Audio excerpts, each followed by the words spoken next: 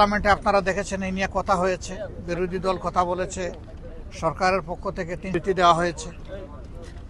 আমরা এর গুরুত্ব অনুধাবন করে যারা কষ্টে আসার জন্য তাদের পাশে দাঁড়ানোর জন্য এবং সরজমিনে দেখে গিয়ে আমাদের করণীয়, সরকারের করণীয় সম্পর্কে আমাদের পক্ষ থেকে দাবি উত্থাপনের জন্য মূলত আমরা এখানে এসেছি।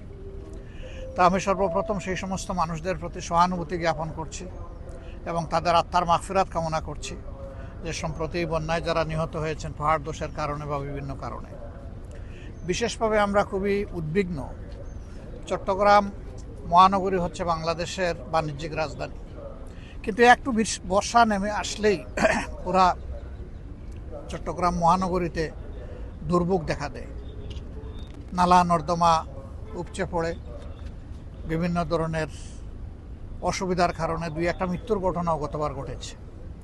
তো এই সব নিয়েই সরকারের দায়িত্ব মূলত এগুলা সমাধান করা, কিন্তু বিরোধী দল হিসাবেও আমাদের দায়িত্ব আছে বিষয়গুলা সরকারকে ধরে দেওয়া এবং জনগণের হয়ে দাবি আদায় করা, কাজ করা।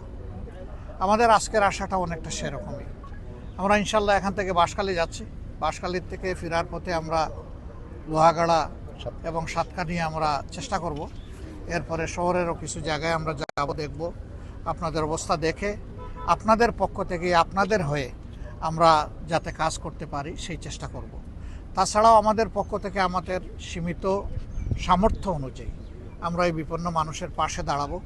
বিশেষ করে নিহত পরিবারগুলোর পাশে আমরা কিভাবে দাঁড়াতে পারি সেটা আমরা চিন্তা করছি এবং বন্যায় ক্ষতিগ্রস্ত এলাকায়ও যতটুকু পারি আমাদের পক্ষ থেকে দলীয় অবস্থান থেকে আমরা ত্রাণ কার্যক্রম পরিচালনার জন্য আমাদের সংশ্লিষ্ট সকল সংগঠনকে আমরা নির্দেশ দিয়েছি এবং কেন্দ্র থেকে আমরা এটা সমন্বয় করছি।